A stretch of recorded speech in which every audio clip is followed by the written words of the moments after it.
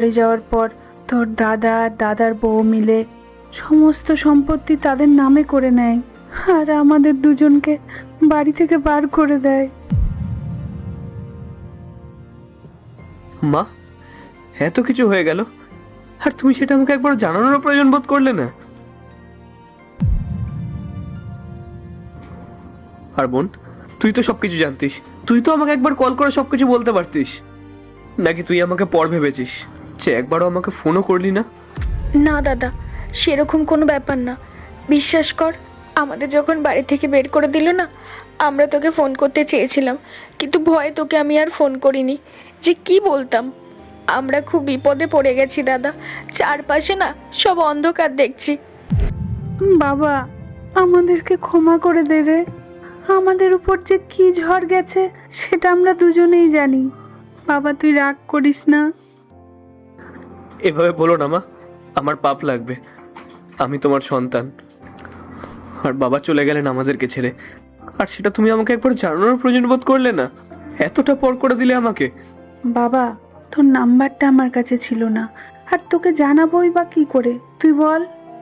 আর সত্যি বলতে ভুলটা তো আমারই। তুই যখন বাড়ি ছেড়ে চলে গেলি তখন আমি ভাবলাম হয়তো চিরতরে তুই আমাকে ভুলে গেছিস। আজ খুব বড় বিপদে পড়ে তোর কাছে ছুটে এসেছি রে। আচ্ছা, ওই সব কথা বাদ দে, তুই আগে বলতো ওই মেয়েটাকে। ও আমার গার্লফ্রেন্ড মা, আমরা একসাথেই কাজ করি। ও আমার বিজনেস পার্টনার। যখন তোমরা আমাকে বাড়ি থেকে বার করে দিয়েছিলে, আমি দিশেহারা হয়ে ওদের কোম্পানির সামনে এসে দাঁড়িয়েছিলাম। তখন ও আমাকে দেখে আমাকে ওর বাবার কাছে নিয়ে যায়, আর তারপর ওর বাবাই আমাদেরকে এই ব্যবসাটা শুরু করিয়ে দেয়। তোমরা জানো না মা, আমি গ্রাম থেকে চলে আসার পর আমি কতবার তোমাদের সঙ্গে দেখা করার চেষ্টা করেছি, কতবার তোমাদেরকে ফোন করেছি, শুধুমাত্র একটা বার তোমাদের গলার আওয়াজ শুনবো বলে। কিন্তু না, আমি যতবার তোমাদেরকে ফোন করেছি, আমার গলার আওয়াজ শোনা মাত্রই তোমরা ফোনটা কেটে দিয়েছো। আমি কি করতাম মা? আমি দাদা বৌদিকে অনেকবার বলেছি, অনেকবার ওদের কাছে রিকোয়েস্ট করেছি যে একটা বার তোমাদের সঙ্গে কথা বলিয়ে দেওয়ার জন্য। ওরা তো আমাকে কথা বলিয়ে দিলই না, উল্টে আমাকে কি বলেছিল জানো?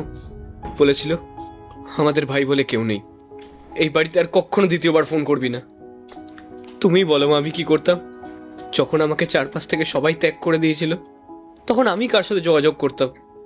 আমি ভেবেছিলাম তোমরা হয়তো আমাকে ভুলে গেছো।